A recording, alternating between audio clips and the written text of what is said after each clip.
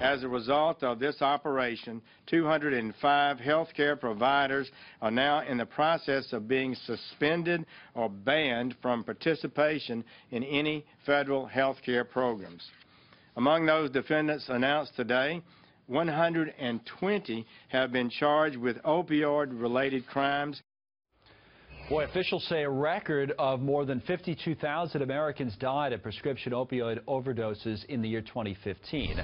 The acting FBI director, Andrew McCabe, cited cases of addicts packed in standing room-only waiting rooms waiting for prescriptions. Dr. Marc Siegel joins us, the Fox News medical correspondent, also at NYU, at NYU's Langone Medical Center as a professor of medicine. Boy, this is a big case, right? This, what do you make of it? What's the takeaway? This is a huge case, although it's tip of the iceberg, because it's going on all over the country, where opioids are overprescribed by physicians. And one of the things this case really underlines is the worst players in this are doing most of the damage. They actually charged one physician in Houston, Colin, of 12,000 prescriptions for opioids in 1 year. Is it incentives that are messed up from a doctor's point of view? I mean, or is it just people being fraudulent? For why is so much of this happening? It must be money driven, right? It's a combination. A guy that's prescribing 12,000 of them, you got to wonder what his, what right. No, understood. Right. But it's also a philosophy of, we don't know if the patient's in pain. They can tell us.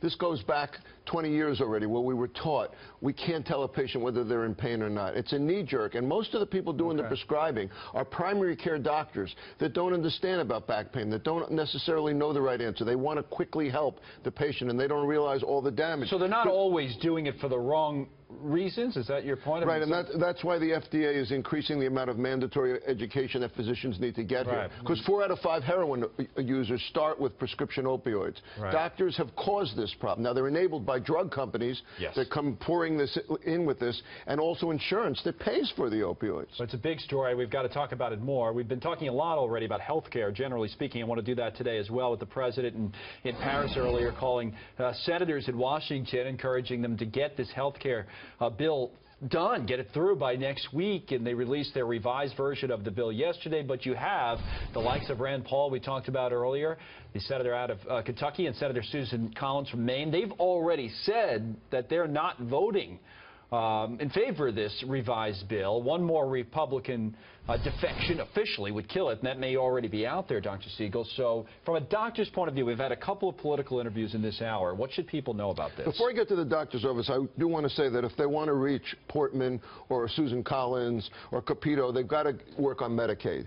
They haven't really touched Medicaid. Those are the moderates, but they're states is the point. Right, and they're expansion states. Expansion, right. And the bill severely cuts Medicaid to the tune of $772 billion over 10 years. They got to dial that back a bit if they want to get some of the moderates. What I do like about what was put out yesterday is the Cruz Amendment, and I'll tell you what I like about it from the doctor's point of view.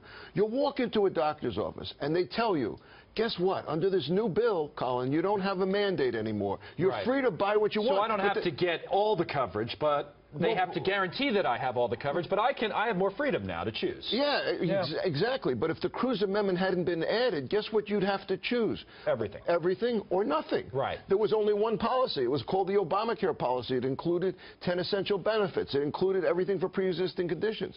What the Cruz Amendment does is it adds the idea that maybe catastrophic insurance can exist. A 22-year-old, a 25-year-old, or someone that's not on their parents' policy over 26 could choose something that's just catastrophic only. And the beauty of the Cruz Amendment is the amendment also wants the insurer to also cover at the same time those old Obamacare policies. They're going to be available, so pre-existing conditions won't suffer, and $70 billion are going to be thrown into the individual market to help cover pre-existing conditions. So premiums will go down, choice will go up for people that don't need extensive insurance, and hopefully everyone with pre-existing conditions will still be covered. I really like the Cruz Amendment. That's interesting. Doesn't take care of the Medicaid problem, though. That's interesting. That's something we'll come back to, but best of all worlds, potentially, with that Cruz Amendment. Thank you, sir. Going to work better in the doctor's office. Well, that's where you operate, and thanks for bringing that perspective to us.